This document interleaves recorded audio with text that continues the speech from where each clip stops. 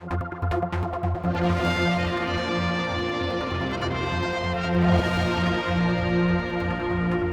it's a Thursday, and I'll chat with the Chief Minister, Alf Cannan, and well, we have it. Our island plan has been released.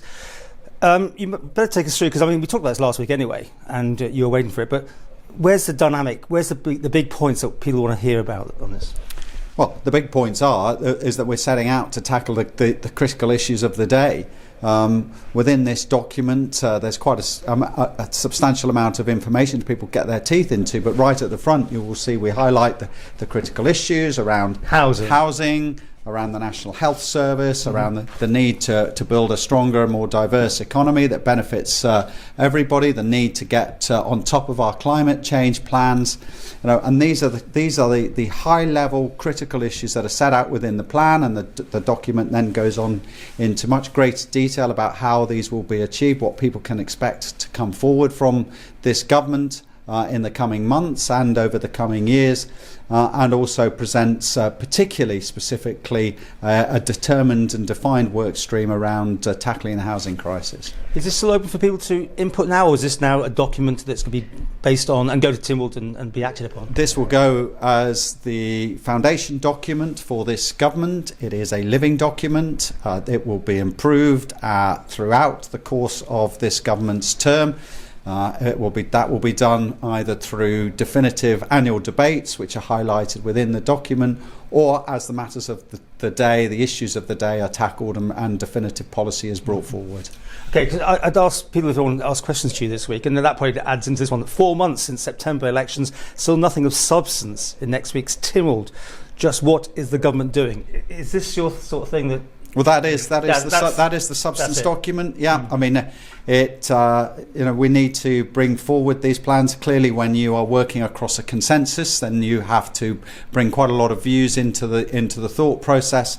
And of course, as you know, we have undertaken public consultation around this document as well, which is slightly delayed the publication. I preferred to have published this slightly earlier, but nonetheless we've taken in a wide variety of public views and feedback, and the document will be debated substantially in Tynwald on Tuesday. Because another one came in and said, have young people been consulted on the island plan? Young people are the future.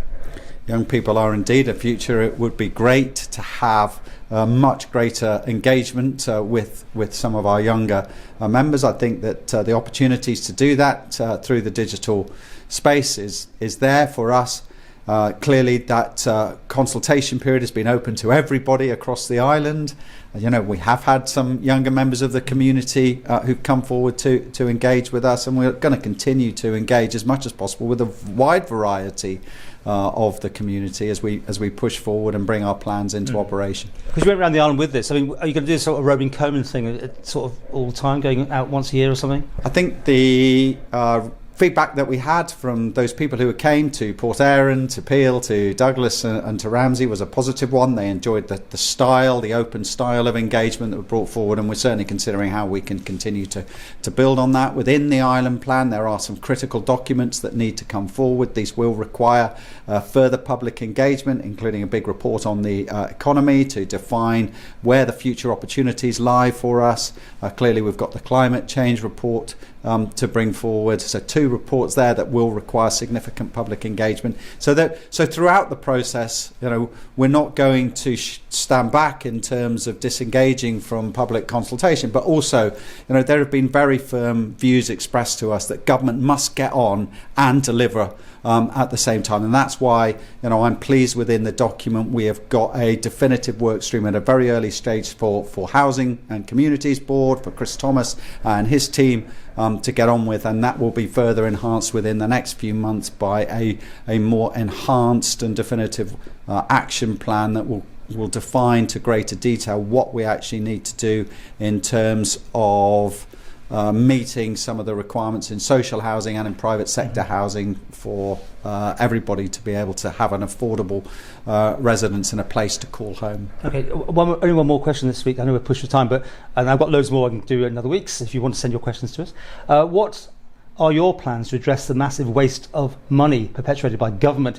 Is it time people were held accountable for spending taxpayers' money on projects and that they don't deliver or wildly over budget instead of continuing to just wait and collect their pensions. I mean, it's a bit aggressive on that one, but there's some substance in I it. think we take on board from the general election a number of views that were expressed along a number of themes, and we're taking a number of actions in terms of improving how government reports, the transparency around that reporting, the focus that the public and Tynwald will be able to bring, and the accountability that ministers will have for their departments. And we're doing that both through the annual reporting process, which is now clearly outlined within this document, and the commitments made for each department to come to Tynwald, the commitments within this document to attach to it as they come forward, the various departmental plans, and of course the enhancements that will be driven through the new policy and delivery board that we're putting at the heart of government to coordinate this and to keep on top of what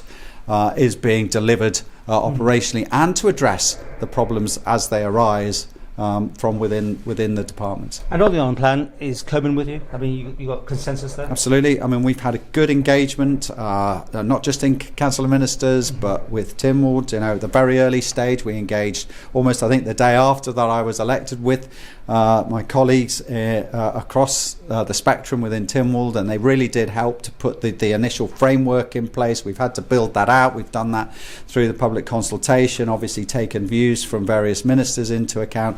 Council of Ministers are right behind this document, and we really do, there's a real desire to get on and deliver now, and we all recognise that this is a frustrating period between a general election and getting to this January Tynwald with a foundation document that will provide the basis for us to achieve our objectives of building a much better island, tackling the issues of the day around housing, health, climate change, but also delivering what a lot of people perceive as government's failure, really just to get on top of the basics. And this is what this plan is outlining, how we are going to do that and what we need to do to achieve positive outcomes for the island. This has only just dropped with me, so excuse me. I mean, one vision for the Isle of Man, challenges and opportunities, our focus, principles of one government.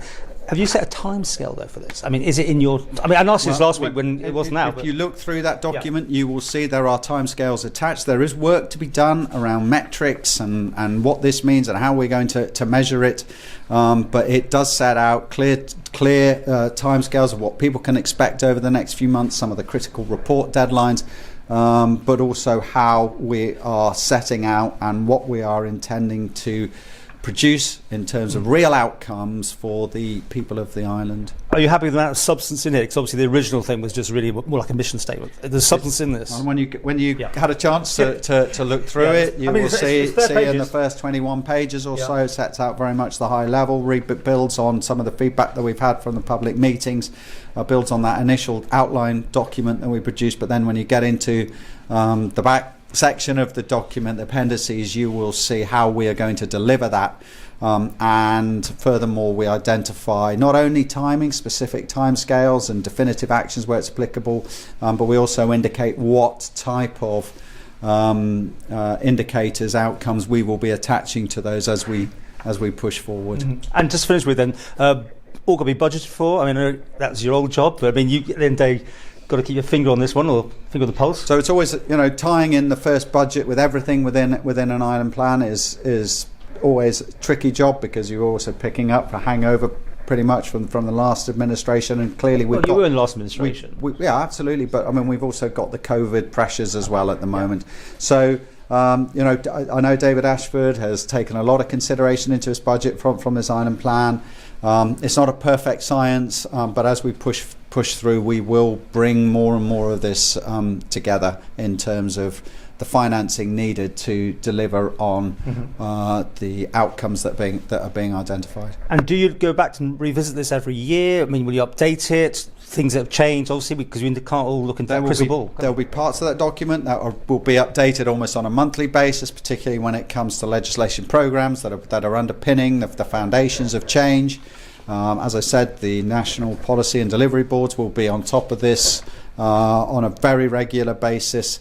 So the plan is open to update at any point, but there will be a definitive review with Tynwald in public on an annual basis, and the document will be revised accordingly at that point as well. How much of this is Alf Cannan? How much of this is input from other people? I mean, you were quite, I'm sure, quite forceful with your own ideas. I think and being in Treasury would obviously give you that up on the whole thing. Well, I set out a manifesto along with everybody else to get elected on. We also produced the Chief Minister manifesto, which had support.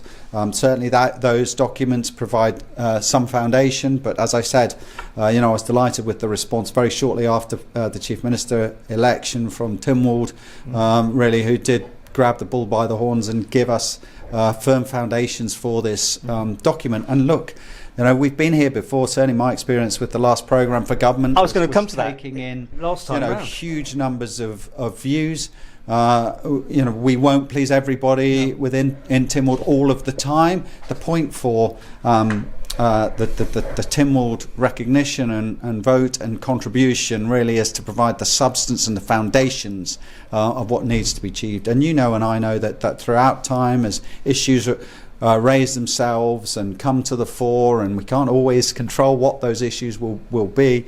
We need to react and adjust accordingly, and we will do so. We will do so. The important thing about this document is that I hope it will bring to the fore both a vision for the future, but more importantly, how we are going to tackle the critical issues that we know exist on our island, and we're going to improve things for people over the next 5 years.